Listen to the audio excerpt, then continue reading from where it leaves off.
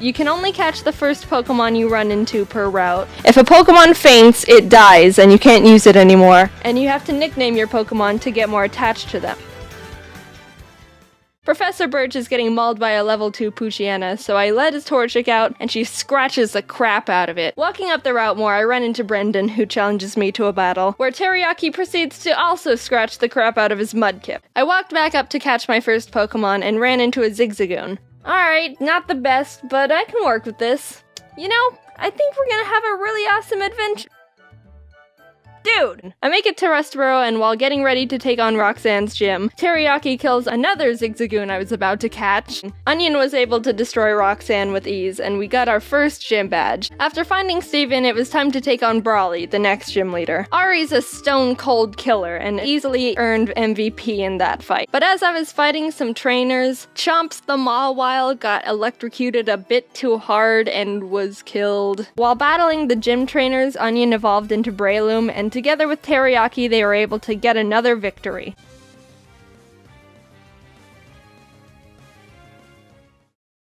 While we were heading to Fall Arbor, fighting some trainers, Ari evolved. He kept complaining and I had to go up the volcano they were blocking to fight Maxie, the Team Magma leader. That was a hard fight. Onion and Teriyaki were able to take out his Mightyena and Camerupt, but his Golbat hit hard. I ended up having to switch in Ari and double team up to win the battle. Not the most honorable of strategies, but it worked and we're moving on. We arrived in Lava Ridge Town and started getting through Flannery's gym. During that time, Squidward was almost killed by a Fury swiping Kecleon, but when it came time to battle, he pulled his weight and more. After some training, Chad evolved into Machoke and the team was leveled up. I started the battle with Ari, and after realizing I was in trouble, I managed to squeak by with more double teams. Ari was barely able to take out the first slacking, so when the second, stronger one came out, I knew I had to use a different strategy. I brought out Onion to leech seed it and try and get more chip damage in, which worked, but he was also killed by Slacking's Facade, which I thought he could take.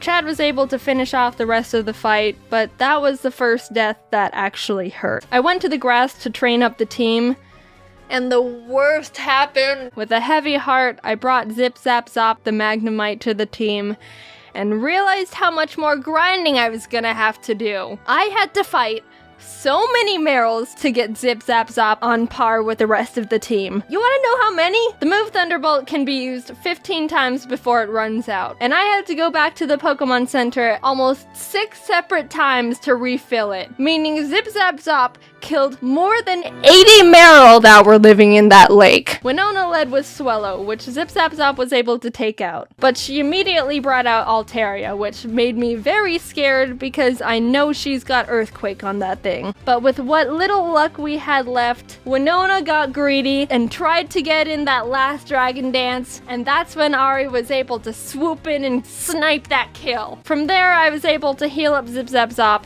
and sweep the rest of her team. We arrived in Lily Cove and I tried fishing on the beach for a Pokemon, but Chad punched the Whalmer I reeled up too hard and killed it. We stormed Team Magma's base, and while trying to get the Master Ball they've got on the ground, an Electrode exploded and almost killed Chad, which was uncalled for. Tate and Liza were the first double battle gym leaders, and I didn't realize until too late that I was just a tad underleveled for them. Sin and Zip Zap Zop made a good duo, being able to confuse and paralyze them, but Solrock managed to get off a Sunny Day powered flamethrower in Zip Zap Zop's face, which totally killed him. Squidward came out, and together with Sin, were able to finish off the duo, getting us our 7th gym badge. Alright, Spurky, you're up. I think I single-handedly wiped out the entire water Pokemon population between Zip Zap Zop and Spurky. I went to Shoal Cave and caught Blubby the Spheal, and went out to take on Maxie one last time. This fight was rough. Chad was able to take out his Mightyena, but I resorted to Squidward when his Crobat came out, and luck wasn't on my side here, because Squidward was killed by a high roll wing attack. Ari came in and took out the Crobat, and lived on 1 HP when hit by Camerupt's Rock Slide. It was a tough battle, but we squeaked by. Barely. While fighting Wallace, Spurky was able to take out his Love Disc and Celio. Sin beat his Whiscash, and Chad finished off the Milotic. We got through Victory Road. Wally tried to fight us for the last time, but he just needs to stop. We exited the cave, and there it was. The final challenge. Here we go. Sydney was up first, and honestly, he wasn't a challenge at all. Chad and Teriyaki were able to take care of his team with ease. Phoebe wasn't difficult either, with Sin and Blubby being MVPs. Glacia was a bit tougher. Teriyaki was able to take out her Glalies, and Spurky could handle her Celios, but her Walrein was the big problem. I brought out Chad, and she was able to get in a good amount of damage, but she was ultimately killed by Blizzard. Sin came out to try and confuse it, but it broke through the confusion and landed a sheer cold. Even with those losses, we were able to finish Glacia off and move on to the final Elite Four member, Drake. Drake's got a tough team, but we've got a Blubby, and she wanted revenge for her fallen comrades. She ice beamed every single one of Drake's Pokemon. Just a straight up massacre. And with that, it was on to the last battle.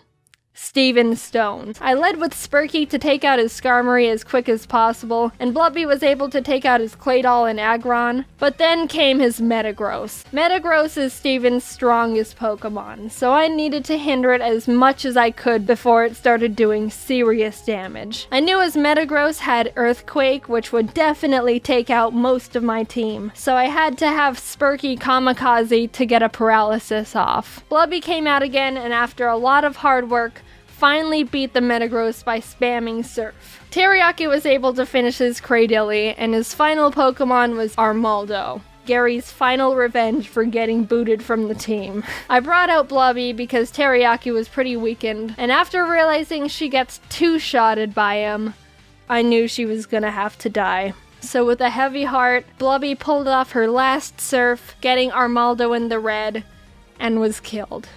Teriyaki, the Pokemon who's been with us from the start, who's seen her friends die in front of her, the OG, refused to let any more murder happen. Onion, Corn, Zip Zap Zop, Squidward, Chad, Sin, Spurky, Blubby. Their zeros and ones won't go down in vain. One good kick to the head, and we did it. We completed the Pokemon Ruby Nuzlocke. Teriyaki and Ari were the only survivors, but the whole team put in a lot of work to get us to number 1. A cheers to the true Mad Lads.